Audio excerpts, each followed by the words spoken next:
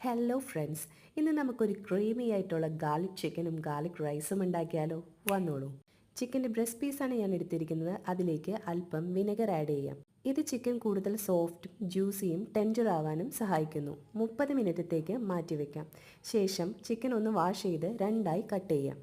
1/2 teaspoon കുരുമുളക് പൊടി, 1/4 teaspoon ഉപ്പ്, 1/4 ടീസ്പൂൺ ഇഞ്ചി വെളുത്തുള്ളി പേസ്റ്റ് ചേർത്ത് നന്നായി മിക്സ് ചെയ്ത് 15 മിനിറ്റത്തേക്ക് മാറ്റിവെക്കാം.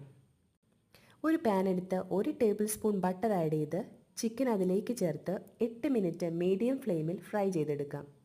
സെയിം പാനിലേക്ക് ചെറുതായി എരിഞ്ഞ വെളുത്തുള്ളി, ചെറുതായി എരിഞ്ഞ സവാള ചേർത്ത് നന്നായി വഴറ്റിയെടുക്കാം. ഒരു ഗോൾഡൻ ബ്രൗൺ നിറമാവുമ്പോൾ അതിലേക്ക് 1 ടേബിൾ സ്പൂൺ മൈദ ചേർക്കാവുന്നതാണ്. 1/4 ടീസ്പൂൺ കുരുമുളക് പൊടി, 1/4 ടീസ്പൂൺ ഉപ്പ്, 3/4 കപ്പ് പാലും ചേർത്ത് കുറുക്കിയെടുക്കാം. Garlic sauce ready. ഇതിലേക്ക് ചിക്കൻ ചേർത്ത് അടച്ചു വെച്ച് ഒരു 15 മിനിറ്റ് നേരം വേവിക്കാം. ഈ സമയം സോസ് എല്ലാം ചിക്കനിലേക്ക് യോജിച്ചിട്ടുണ്ടാവും. ശേഷം chilli flakes, cheese, kasuri methi ചിക്കനിലേക്ക് ചേർക്കാവുന്നതാണ്. Garlic chicken ready. ഇനി നമുക്ക് ഗാർലിക് റൈസ് ഉണ്ടാക്കിയാലോ? പാൻ എടുക്കാം. അതിലേക്ക് 1 ടീസ്പൂൺ നെയ്യ് ഒഴിക്കാം. ചെറുതായി എരിഞ്ഞ 3 അല്ലി വെളുത്തുള്ളി ചേർക്കാം. നന്നായിട്ട് വഴറ്റി കൊടുക്കാം.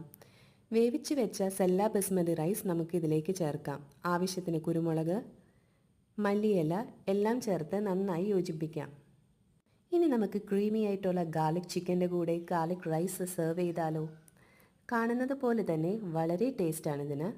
ചിക്കൻ വളരെ സോഫ്റ്റും ജ്യൂസിയും ടെൻഡറുമാണ്. നിങ്ങളെല്ലാവരും തീർച്ചയായും ട്രൈ ചെയ്ത് നോക്കണം. വളരെ എളുപ്പത്തിൽ എല്ലാവർക്കും ഇത് തയ്യാറാക്കാവുന്നതാണ്.